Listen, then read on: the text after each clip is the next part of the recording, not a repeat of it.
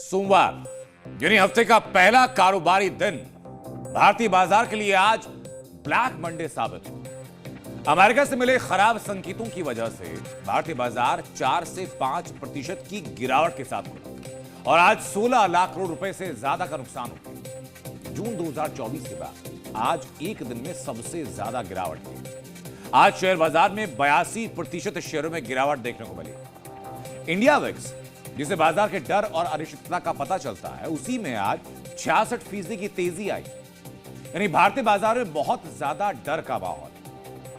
America और चीन के बीच शुरू हुए टैरिफ वॉर की वजह से पूरी दुनिया में मंदी का खतरा है।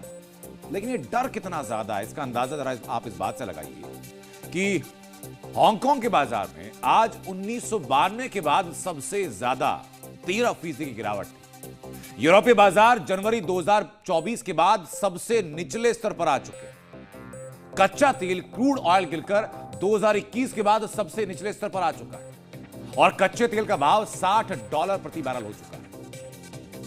इंटरनेशनल मार्केट में, अंतर्राष्ट्रीय बाजार में जो सोने की कीमत है वो भी गिर करके 3 हफ्तों के यानी पिछले 21-22 दिनों के सबसे निचले स्तर पर आ चुकी है। यह हकीकत आज की पिछले 24 घंटों के अंदर। और अब बहुत अहम, बहुत इंपॉर्टेंट डेटा आपको बताने जा रहा हूं जो कि आपको देखना चाहिए, समझना चाहिए और आगे के लिए याद रखना चाहिए।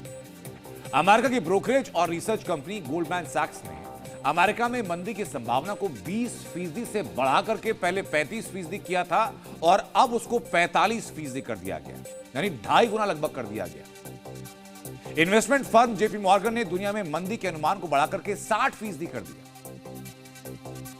रेसिप्रोकल टैरिफ्स की वजह से ग्लोबल इकोनॉमी में ट्रेड वॉर छिड़ने का माहौल बन गया है। अब चाइना के बाद अगर यूरोप ने भी रिटेलिएटरी टैरिफ लगा दिए तो ये ट्रेड वॉर इंटेंसिफाई हो जाएगी और ग्लोबल इकोनॉमी में रिसेशन आ जाएगा।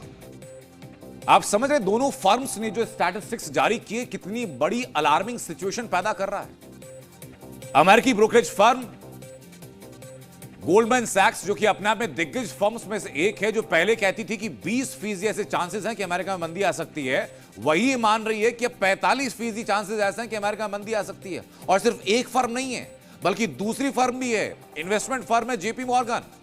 वो पूरी दुनिया की बात कर रही है। जो पहले कहती थी कि 40% ऐसा अनुमान है कि पूरी दुनिया में मंदी आ सकती है, वो 40% से बढ़ा करके वो अनुमान 60% का हो चुका है। यानी दोनों जगहों पर एक बड़ा उछाल, एक जगह 125% का तो एक जगह 50% का उछाल कर दिया गया सिर्फ 24 घंटों के अंदर। सवाल है कि अगर अमेरिका और चीन के बीच टैरिफ वॉर शुरू हो जाता है, असल में आ जाता है और मंदी आ जाती है, तो उसका असर भारत पर कितना होगा? यह वो सवाल है जो कि हर एक भारतवासी जानना चाहता है। और ये आंकड़े वो हैं जो कि आप स्टॉक मार्केट में निवेश करते हो या ना करते हो, आपको ये आंकड़े जरूर मालूम होने चाहिए। क्योंकि ये कोई परमाणु बम की तरह ऐसा नहीं कि एक जगह बम फटा तो शहर खत्म हो गया। ये वो है जो कि भारत के घर घर के अंदर बम फटेगा। ये महंगाई का बम होगा, नौकरियां जाने का इसमें डर होगा, बच्चों की स्कूल की फीस भर पाएंगे नहीं भर पाएंगे, इसका सोल्यूशन इन्हीं आंकड़ों में। नैस्कॉम के जो आंकड़े हैं, उन आंकड़ों के मुताबिक भारत में 51 लाख से ज्यादा लोग ऐसे हैं जो कि आईटी सेक्टर में काम करते हैं। और आईटी सेक्टर की जो ज्यादातर कंपनी है, उनकी जो इनकम होती है, जो आय होती है, वो 40 से 60% तक डिपेंडेंट है अमेरिका पर। जहां पर जो बताया था मैंने आपको कि अभी मंदी का जो भाव है लगातार बढ़ा दिया गया, 20 से 40%, 45% और फिर 60% तक हो चुका है।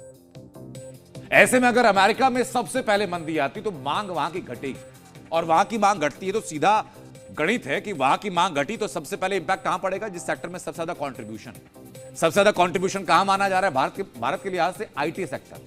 51 लाख लोग जहां काम करते हैं, वहीं पर बड़े पैमाने पर छटनी हो सकती है। यानी आईटी सेक्टर इस वक्त भारत के अंदर गंभीर खतरे में है। पहले नंबर पर हो गया आईटी सेक्टर, उसके बाद आता है टेक्सटाइल का सेक्टर। यह भी आप समझिए एक बड़ा, और यह सिर्फ उस सेक्टर की बात हो रही है टेक्सटाइल में भी जो कि संगठित है।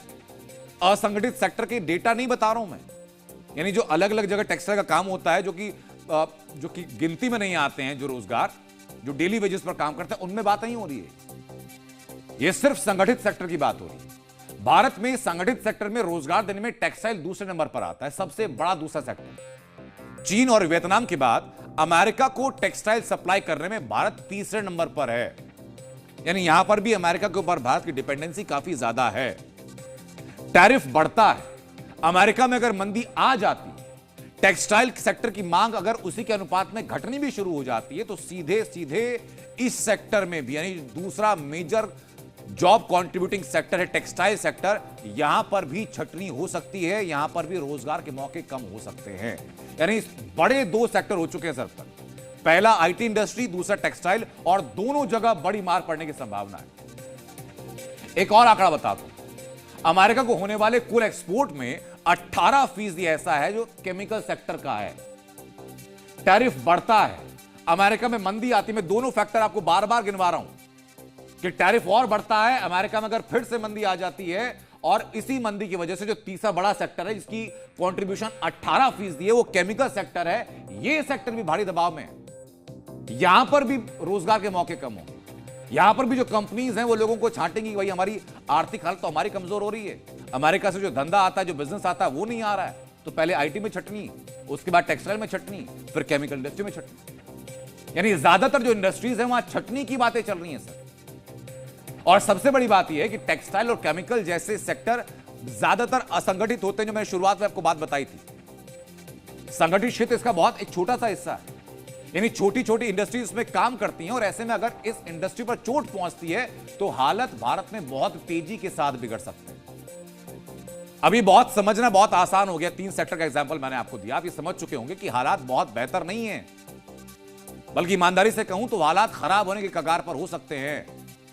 पिछला एक महीने में डीएनए में मैं लगातार वो खबरें आपको बता रहा हूं कि भाई देश के अंदर मंदी आने की संभावनाएं हैं, शेयर बाजार की हालत कब कब बिगड़ रही है, क्यों बिगड़ रही है, ये मैं सब आपको बताता रहा हूं, सब आपको लगातार आगाह करता रहा हूं डेटा के मुताबिक। अब एक और चीज ध्यान से सुन लीजिए, अब तक जो कहते आए वो आज सच होकर सामने पड़ गया, बाजार की हालत देख ली, 3 सेक्टर की हालत दिखा दी। अब कुछ ऐसी बातें बताने जा रहा हूं कि जिसको इस दौरान कम से कम अगले कुछ महीने आपको गांठ बांध के रख लेनी, गांठ बांध के रख लीजिए। फिजूल खर्ची बिल्कुल बंद कर दीजिए, बिल्कुल बंद। बेवजह जो बाहर खाने पर खर्च करते हैं कि हर वीकेंड पे बाहर जाते हैं, हजारों का पैसा खर्च होता है, उसको बंद कर दीजिए। जितना हो सके बचत पर फोकस कर दीजिए। अगर संभव हो पाता है, गर्मी में छुट्टी का प्लान कर रहे हैं कहीं, तो प्रोग्राम कैंसिल कर दीजिए, पैसा बैंक अकाउंट में रखिए। जो क्रेडिट कार्ड से खर्च करने की जो लिमिट आदत बढ़ती जा रही है, क्रेडिट कार्ड के खर्चे पर रोक लगा दीजिए। पर्सनल लोन भूल कर भी इस वक्त दौरान आप ना लें, और अगर कोई जरूरत नहीं है, कोई शौक के लिए आप खर्च ना करें, घर के लिए, कार के लिए, ज्वेलरी के लिए, महंगे मोबाइल फोन के लिए, लेटेस्ट टेक्नोलॉजी के लिए फिलहाल वक्त नहीं है इस पर कुछ भी खर्च करने का। आम आदमी को अगर ट्रेड वॉर बढ़ती है तो अपनी नौकरी बचानी पड़ सकती है, और साथ ही साथ इन्फ्लेशन उसके खर्चे बढ़ा सकती है। तो ऐसे में मेरी ये एडवाइस है कि आज के माहौल में एक तो फालतू के खर्चे, घूमने फिरने और फालतू की शॉपिंग से बचें, क्योंकि कैश इज किंग। जो बचत होगा वही आपका हथियार होगा।